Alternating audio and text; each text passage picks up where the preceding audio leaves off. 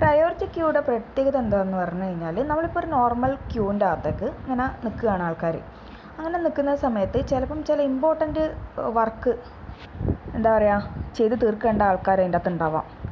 അപ്പോൾ ശരിക്കും പറഞ്ഞാൽ നോർമൽ ക്യൂ ഉള്ള സമയത്ത് അയാൾക്ക് ആ ഒരു വർക്ക് ചെയ്യാൻ പറ്റാത്തൊരു ബുദ്ധിമുട്ടാകും. അല്ലെങ്കിൽ നമുക്കിപ്പോൾ ഒരു പ്രിൻറ്റിങ് പ്രോസസ്സ് തന്നെ ചെയ്തുകൊണ്ടിരിക്കുമ്പോൾ ഏറ്റവും ഇമ്പോർട്ടൻ്റ് ആയിട്ട് കൊടുത്തുകൊണ്ടിരിക്കുന്ന സമയത്ത് നമുക്ക് ഏറ്റവും ഇമ്പോർട്ടൻ്റ് ആയിട്ട് വേറെ എന്തെങ്കിലും ചിലപ്പോൾ പ്രിൻറ്റ് ചെയ്യേണ്ട ഒരു ആവശ്യം ഉണ്ടാവാം ആ സമയത്ത്. പക്ഷേങ്കിൽ ഇതിങ്ങനെ ക്യൂവിൽ ഇങ്ങനെ പെൻഡിങ് ആയിട്ട് നിൽക്കുമ്പോൾ എന്താ പറയുക, ബാക്കിയുള്ളവർ പ്രിൻറ്റിംഗ് ഒക്കെ കഴിഞ്ഞ് കഴിഞ്ഞാൽ മാത്രമേ ഈ ഒരു പ്രിൻറ്റിങ് നടക്കുള്ളൂ. അപ്പോൾ അങ്ങനെയുള്ള സിറ്റുവേഷൻസിലാണ് നമ്മൾ പ്രയോറിറ്റി ക്യൂ യൂസ് ചെയ്യുന്നത്. കാരണം ഇങ്ങനെ ഡിലീഷൻ, അതായത് ഇൻസേർഷൻ സാധാരണ പോലെ തന്നെ ആണ് നമ്മൾ കൊടുക്കുക.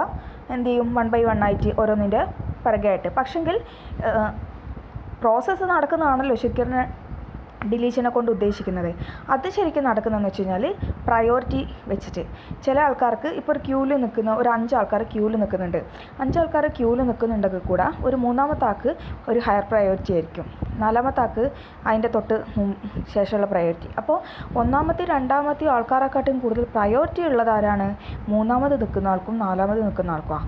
അപ്പം ഡിലീഷൻ നടക്കുമ്പോൾ ഫസ്റ്റ് കൺസിഡർ ചെയ്യുകയെന്ന് വെച്ച് കഴിഞ്ഞാൽ 3ാമത്തെ ആൾ, അത് കഴിഞ്ഞ് 4ാമത്തെ ആൾ, അതിനുശേഷം മാത്രമേ എന്ത് ചെയ്യൂ 1ാമത്തെയും 2ാമത്തെയും കൺസിഡർ ചെയ്യും. അപ്പോൾ ഈ ഒരു രീതിയിലുള്ള വർക്കിംഗ് ഉള്ള ക്യൂവിനാണ് പ്രയോറിറ്റി ക്യൂ എന്ന് പറയുന്നത്. നെക്സ്റ്റ് പറയാനുള്ളത് ഡബിൾ എൻഡഡ് ക്യൂ അല്ലെങ്കിൽ ഡി ക്യൂ. ഇതിൻ്റെ പ്രത്യേകത എന്ന് വെച്ച് കഴിഞ്ഞാൽ, നമുക്ക് നോർമലി ഉള്ള ഏതൊരു ക്യൂ ആയാലും ഇൻസേർഷനും ഡിലീഷനും ഏതെങ്കിലും ഒരു എൻഡിൽ കൂടെ നടക്കും. ഇൻസേർഷൻ റെയർ കൂടിയും ഡിലീഷൻ ഫ്രണ്ട് കൂടെയും. പക്ഷേ ഈ ഒരു ഡബിൾ എൻഡഡ് ക്യൂ എന്ന് പറഞ്ഞു കഴിഞ്ഞാൽ ഇൻസേർഷനും ഡിലീഷനും 2 സൈഡ് കൂടെയും നടക്കുന്ന ഒരു ക്യൂവിനാണ് എന്ത് പറയുന്നത്, ഡബിൾ എൻഡഡ് ക്യൂ എന്ന് പറയുന്നത്. നെക്സ്റ്റ് ലീനിയർ ക്യൂവും സർക്കുലർ ക്യൂവും തമ്മിലുള്ള difference. A linear data structure that stores data as a sequence of element similar to real world queue. Linear queue എന്ന് വെച്ച് കഴിഞ്ഞാൽ സീക്വൻസ് ആയിട്ട് എലമെൻറ്റ്സ് നിൽക്കുന്ന ഒരു സാധാരണ റിയൽ വേൾഡിലുള്ള ഒരു ക്യൂവിനെ പോലെ ആക്ട് ചെയ്യുന്ന ക്യൂവിനാണ് ലീനിയർ ക്യൂ എന്ന് പറയുന്നത്. A linear data structure in which the last item connect back to the first item forming a circle. അതായത് നമ്മൾ സർക്കുലർ ക്യൂ എന്താ ചെയ്യുന്നത് വെച്ച് കഴിഞ്ഞാൽ ലാസ്റ്റ് ഐറ്റം ഫസ്റ്റ് ഐറ്റമായിട്ട് കണക്ട് ചെയ്തിട്ട് ഒരു സർക്കിളിൻ്റെ രൂപത്തിലാണ് സർക്കുലർ ക്യൂ ഉള്ളത്. Next, possible to enter new item from the rear end and remove the item from the front. Linear ക്യൂവിൻ്റെ അകത്ത് പുതിയൊരു ഐറ്റം ഇൻസേർട്ട് ചെയ്യുന്നത് റെയർ എൻഡിലും റിമൂവ് ചെയ്യുന്നത് ഫ്രണ്ട് എൻഡിലും. സർക്കുലറിൽ possible to enter and remove element from any position. ശരിക്കും പറഞ്ഞു കഴിഞ്ഞാൽ ആ രണ്ടും കണക്റ്റഡ് ആയതുകൊണ്ട് തന്നെ നമുക്ക് ഏത് കൂടെയാണ് ഇൻസേർഷൻ ഏത് കൂടെ ഡിലീഷൻ നമുക്ക് പറയാൻ പറ്റില്ല. ഏത് പൊസിഷനിൽ കൂടെ വേണമെങ്കിലും നടക്കാം. ലീനിയർ ക്യൂ നെക്സ്റ്റ് വരുന്നത് റിക്വയർ മോർ മെമ്മറി ആവശ്യമാണ്. കാരണം ഞാൻ പറഞ്ഞു, ഇപ്പോൾ ഒരാൾ ഡിലീറ്റ് ചെയ്ത് കഴിഞ്ഞാൽ ആ പൊസിഷൻ അവിടെ കിടക്കാമെന്നല്ലാണ്ട് പുതിയൊരാൾ ഇൻസേർട്ട് ചെയ്യുന്ന സമയത്ത് റെയർ ഇൻക്രിമെൻറ്റ് ചെയ്തിട്ട് ബാക്കിൽ ആൾ വന്ന് നിൽക്കുക എന്നല്ലാണ്ട് ആ പോയ പൊസിഷനിൽ ഒരിക്കലും ഒരാളുണ്ടാവില്ല. അപ്പോൾ അതുകൊണ്ട് തന്നെ ഒരുപാട് മെമ്മറി ആവശ്യമാണ്. സർക്കുലർ ക്യൂവിൻ്റെ അകത്ത് ലെസ് മെമ്മറി മാത്രമേ ആവശ്യമുള്ളൂ. പിന്നെ ലീനിയർ ക്യൂ ലെസ് എഫിഷ്യൻ്റ് ആണ്, സർക്കുലർ ക്യൂ മോർ എഫിഷ്യൻ്റ് ആണ്. നെക്സ്റ്റ് പറയാനുള്ളത് ക്യൂയുടെ ഓപ്പറേഷനാണ്. ഇതിൽ എൻ ക്യൂ അല്ലെങ്കിൽ ഡി ക്യൂ. ഈ എൻ ക്യൂവിനെയും ഡി ക്യൂവിനെയും ഡിനോട്ട് ചെയ്യുന്നതെന്ന് വെച്ച് കഴിഞ്ഞാൽ, എൻ ക്യൂ എന്ന് പറഞ്ഞു കഴിഞ്ഞാൽ ഒരു പുതിയൊരു ഡാറ്റ നമ്മുടെ ക്യൂവിലേക്ക് ആഡ് ചെയ്യുന്നതാണ് എൻ ക്യൂ പറയുന്നത്, അതായത് ഇൻസേർഷൻ. ഡി ക്യൂ പറയുന്നത് അതിൻ്റെ അകത്തുനിന്നൊരു ഡാറ്റ റിമൂവ് ചെയ്യുന്നതിന്. മറ്റേത് ഡബിൾ എൻഡഡ് ക്യൂ ആണ്, ഇത് വേറെ ഡി ക്യൂ ആണ്. പിന്നെ നമുക്ക് പീക്ക് പഠിക്കാനില്ല. പിന്നെ നമുക്ക് പറയാനുള്ളത് ഈസ് ഫുള്ളാണോ ഈസ് എംപ്റ്റി ആണോ, അതായത് നമ്മുടെ ക്യൂ ഫുള്ളാണോ എന്ന് ചെക്ക് ചെയ്യാൻ വേണ്ടിയിട്ട് ചെക്ക് ചെയ്യുന്നുണ്ട്. പിന്നെ അതുപോലെ തന്നെ നമ്മുടെ ക്യൂ എംപ്റ്റി ആണോ എന്ന് ചെക്ക് ചെയ്യുന്നുണ്ട്. ഇനി നമുക്ക് എൻ ക്യൂ ഓപ്പറേഷൻ എന്ന് വെച്ച് കഴിഞ്ഞാൽ ഇൻസേർഷൻ ഓപ്പറേഷൻ. അതിൽ എന്താ ചെയ്യുന്നതെന്ന് വെച്ച് കഴിഞ്ഞാൽ, നോർമലി ഒരു ക്യൂ ഇങ്ങനെ ഉണ്ട്. ഇപ്പോൾ എ ബി സി, എ ആണ് ഏറ്റവും ഫ്രണ്ടിലുള്ളത്, എയുടെ ബാക്കിൽ ബി, ബിയുടെ ബാക്കിൽ സി, ഇങ്ങനെയാണ് ക്യൂ നിൽക്കുന്നത്. അപ്പോൾ നമുക്ക് എന്ത് ചെയ്യണം, ഒരു ഡി എന്ന് പറയുന്ന ഒരു ഡാറ്റേനെ ക്യൂവിൻ്റെ അകത്തേക്ക് ഇൻസേർട്ട് ചെയ്യാം. അപ്പോൾ അത് ശരിക്കും പറഞ്ഞു കഴിഞ്ഞാൽ സിയുടെ ബാക്കിലാണ് എന്ത് ചെയ്യേണ്ടത്, ഡി വന്ന് നിൽക്കേണ്ടത്. അപ്പോൾ അതിന് വേണ്ടിയിട്ട് എന്താ ചെയ്യുന്നത് വെച്ച് കഴിഞ്ഞാൽ, ആദ്യം check if the queue is full. നമ്മുടെ ക്യൂ ഫുള്ളാണോ നോക്കും. ഫുള്ളാണെങ്കിൽ ഇപ്പോൾ എക്സാമ്പിൾ ക്യൂവിൻ്റെ ലിമിറ്റ് ഓൾറെഡി നമ്മളൊരു 5 വെച്ച് കഴിഞ്ഞാൽ 6 ആൾക്ക് എന്ത് ചെയ്യാൻ പറ്റില്ല, ക്യൂവിൽ നിൽക്കാൻ പറ്റില്ല. അപ്പോൾ അതുകൊണ്ട് തന്നെ നമ്മുടെ സൈസ് വെച്ചിട്ട് നമ്മൾ ചെക്ക് ചെയ്യും ക്യൂ ഫുള്ളാണെന്നുള്ളത്. If the queue is full produce overflow error and exit. അപ്പം എറർ കാണിക്കും. അല്ലെങ്കിൽ എന്ത് ചെയ്യും, if queue is not full increment rear pointer point to the next empty space. അതായത് എന്താ ചെയ്യുന്നത് വെച്ച് കഴിഞ്ഞാൽ, റെയർ ഇപ്പോൾ പോയിൻറ്റ് ചെയ്തിരിക്കുന്നത് സി എന്ന് പറയുന്ന പൊസിഷനിലാണ്. ആ റെയർ ഒന്ന് ഇൻക്രിമെൻറ്റ് ചെയ്ത് കഴിഞ്ഞാൽ സിയുടെ തൊട്ട് പുറകിലേക്ക് വരും. എന്നിട്ട് അവിടെയായിരിക്കും അതായത് നെക്സ്റ്റ് എം ടി പൊസിഷൻ അവിടെയായിരിക്കും എന്ത് ചെയ്യേണ്ടത്, പുതിയ ആളെ ഇൻസേർട്ട് ചെയ്യേണ്ടത്. അതായത് add data element to the queue location where the rear is pointing. അതായത് റെയർ പോയിൻറ്റ് ചെയ്യുന്ന ആ സ്ഥലത്തേക്ക് പുതിയൊരു ഡാറ്റേനെ എന്ത് ചെയ്യും, ആഡ് ചെയ്യും. Return success. ഇപ്പോൾ കണ്ടില്ലേ, ഇനി റെയർ ഡീനായിരിക്കും എന്ത് ചെയ്യുന്നത്, പോയിൻറ്റ് ചെയ്യുന്നത്. ഇനി പുതിയൊരാൾ വരണമെങ്കിൽ ഡിയുടെ ബാക്കിലായിരിക്കും റെയർ ഒന്ന് ഇൻക്രിമെൻറ്റ് ചെയ്തിട്ട് ഇൻസേർട്ട് ചെയ്യാൻ. അതിൻ്റെ അൽഗോരിതം നോക്ക്. If queue is full return overflow, അല്ലെങ്കിൽ എന്ത് ചെയ്യും, rear is equal to rear plus 1 ആവും. എന്നിട്ട് ആ ക്യൂ ഓഫ് റെയർ ഇപ്പം നിലവിൽ റെയറുള്ള ഇതിനകത്തേക്ക് എന്ത് കൊണ്ടിടും, ഡാറ്റേനെ കൊണ്ടുപോയി ഇടും. പിന്നെ നമുക്ക് പറയാനുള്ളത് ഡി ക്യൂ, അതായത് ഡിലീഷൻ ചെയ്യുന്നത്.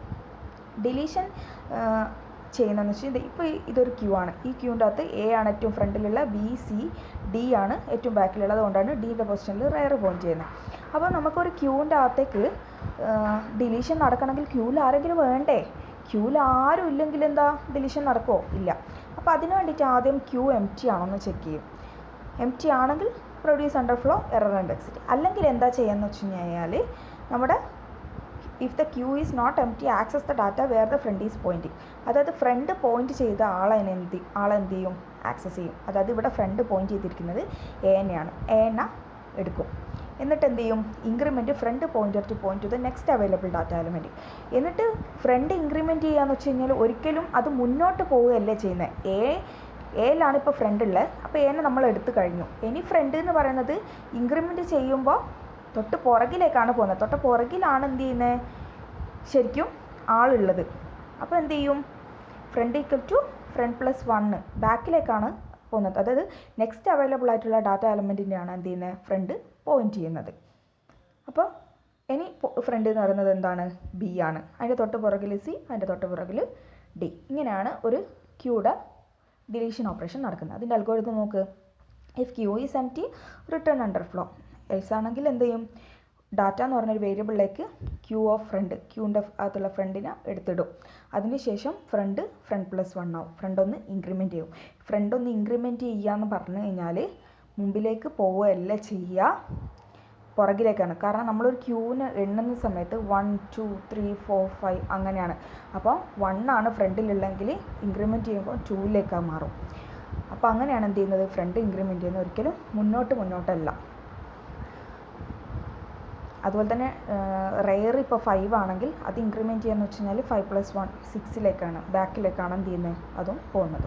അപ്പോൾ ഇതാണ് ക്യൂയുടെ ഓപ്പറേഷൻസ്. ഇനി നമുക്ക് പറയാനുള്ളത് ജസ്റ്റ് ക്യൂയുടെ ആപ്ലിക്കേഷൻസ് എന്തൊക്കെയാണ്. Queue is useful in CPU scheduling, disk scheduling. ഞാൻ ഓൾറെഡി പറഞ്ഞു, നമ്മളിപ്പോൾ ഒരു കമ്പ്യൂട്ടറിൽ മൾട്ടിപർപ്പസ് കാര്യങ്ങൾ നമുക്ക് ചെയ്യാം. അപ്പോൾ നമ്മൾ കൊടുക്കുന്ന ഓരോ പ്രോസസ്സും ഇങ്ങനെ ക്യൂ ആയിട്ട് നിൽക്കുക ചെയ്യുക. ഒരു പ്രോസസ്സ് കഴിഞ്ഞാൽ മാത്രമേ എന്ത് ചെയ്യും, അടുത്ത പ്രോസസ്സ് എക്സിക്യൂട്ട് ചെയ്യും. അപ്പോൾ അങ്ങനെയുള്ള CPU ഷെഡ്യൂളിംഗ് അതുപോലെ തന്നെ ഡിസ്ക് ഷെഡ്യൂളിങ്ങിനൊക്കെ വേണ്ടിയിട്ടാണ് ക്യൂ യൂസ് ചെയ്യുന്നത്.